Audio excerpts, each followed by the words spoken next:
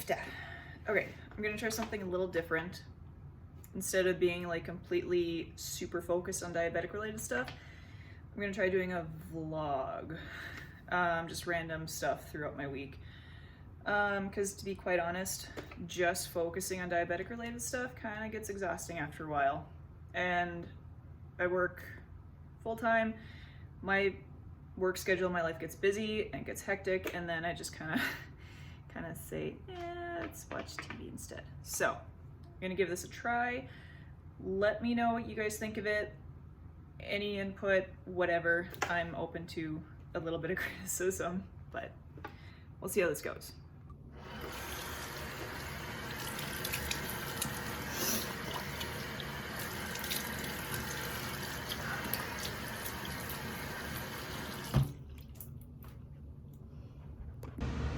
So this probably looks weird, but there are only like 3-ish days where if I work a full shift and I get done, when I'm walking to my car, the sun is still up.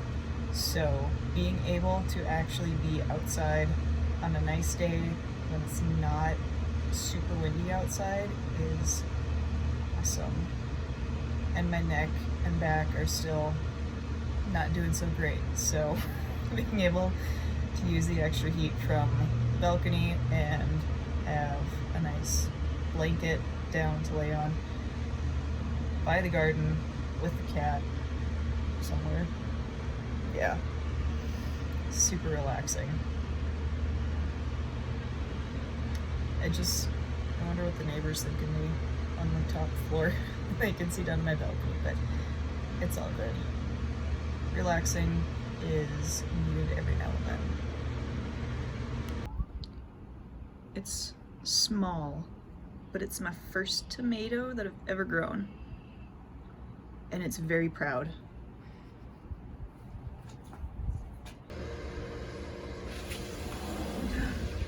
Who is that? Shopping for plants. I found a new website. What you doing? Just waiting for the food to get done. Is it time to come in? Just about. Okay. So I had a massage at 1 o'clock today, and that woman worked so many knots and crunches and clunks out of my shoulders. It was the left side. It's been hurting me all week. And I figured I could only withstand half an hour, just the upper body massage.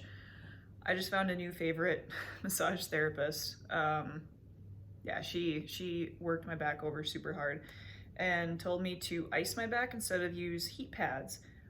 Oh, that made such a difference. I think I'm gonna start doing that once a month to help my back, because she was concerned about the uninjured side of my back comparatively to the other side. So, and I've been lounging all day today, so I don't even care about the messy hair or the lack of makeup or whatever. So it's my day off, but I'm getting called back into work. The Nepalis are getting together and they're making a dish called chapati. I don't know if I'll be able to get a video of that. It's interesting, but I'm getting text messages from like 3 different people telling me to get my butt in there to work, because 10 minutes they're gonna make it all together. So little bit, right? Just little bit, yeah. Oh my God, I text you 2-3 times and that's all my message fell. yeah, probably because you were in the basement. There you go. I was over there. 1, 2, 3. I don't know. So whenever they make chapati on my day off, I always bring in a Tupperware container. Otherwise, they try and send you with platefuls of leftovers. So this is all puffed rice, diced cucumber, there's dried peas in here, there's chickpeas, peanuts, purple onion. I don't know what these are, these colorful things. They just add a textural component to it. There's potato, a lot of cilantro, and they throw their own Nepali version of ramen packets in here. And the seasoning packets that come with that are spicy enough on their own. Where did that pepper go? And I don't know what kind of peppers they use. There it is. I call them devil peppers because you don't realize it's hot until you swallow it, and then you just regret your whole being for about 30 seconds. Usually they're red, but today we only had green and orange. They're not big, they're like that long.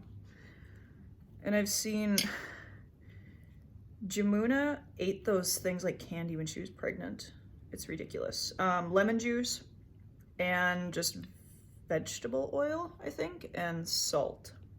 And it's deceivingly filling.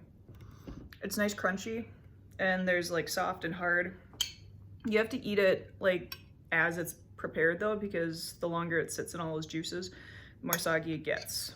So I had supper 1, now it's gonna be supper number 2 in about half an hour when I digest what I already ate at work. It's always a fun meal though.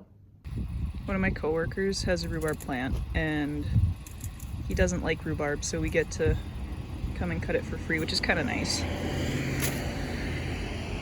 Rhubarb is ridiculously overpriced at the grocery stores. Is that I've never priced it out? Yeah, I want to say they charge like $6 for Seems really woody. like 3 handfuls. That's okay.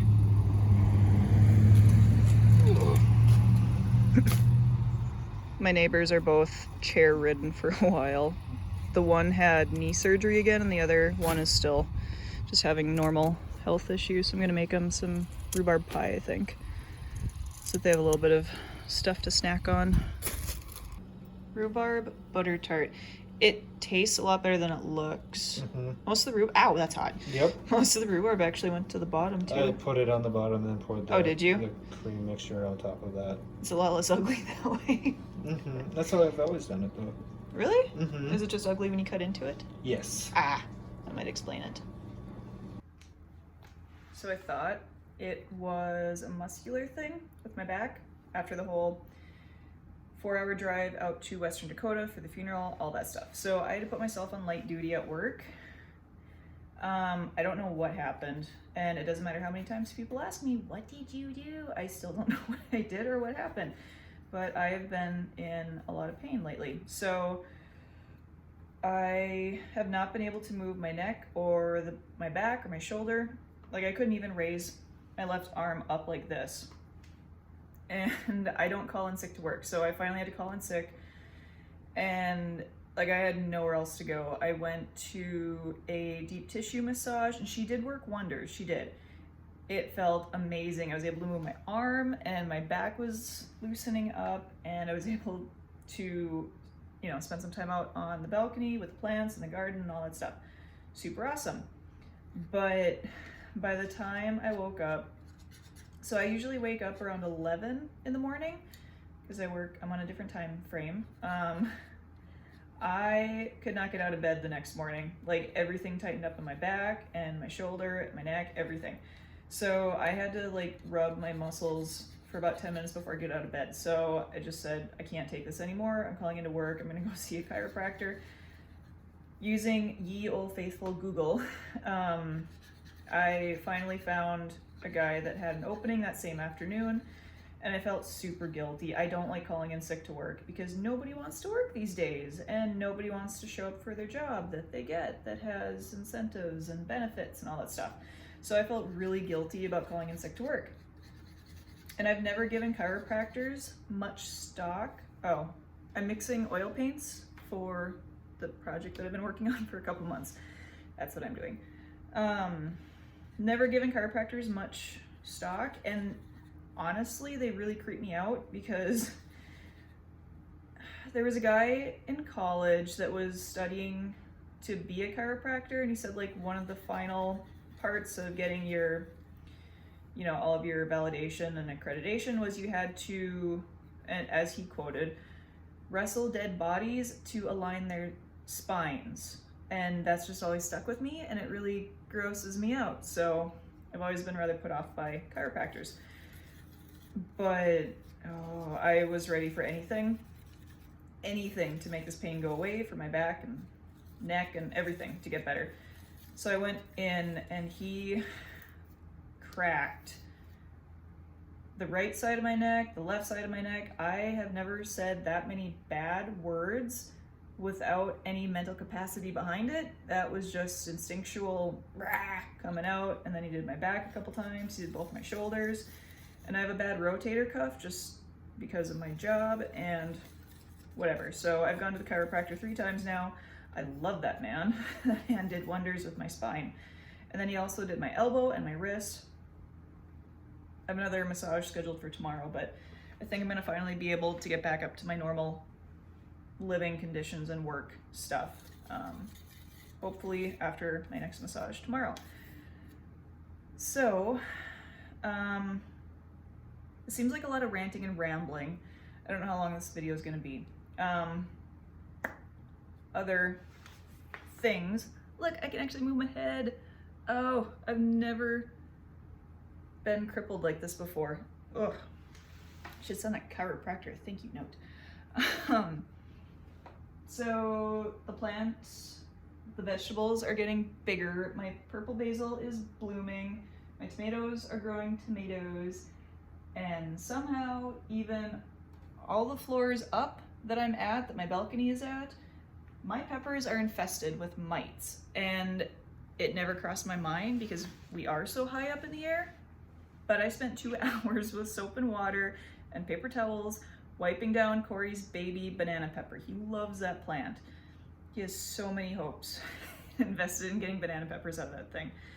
And there are so many pests. And I saw it from the plant group that I'm a part of on Facebook, and people have spider mites on their very expensive plants. La da da da da.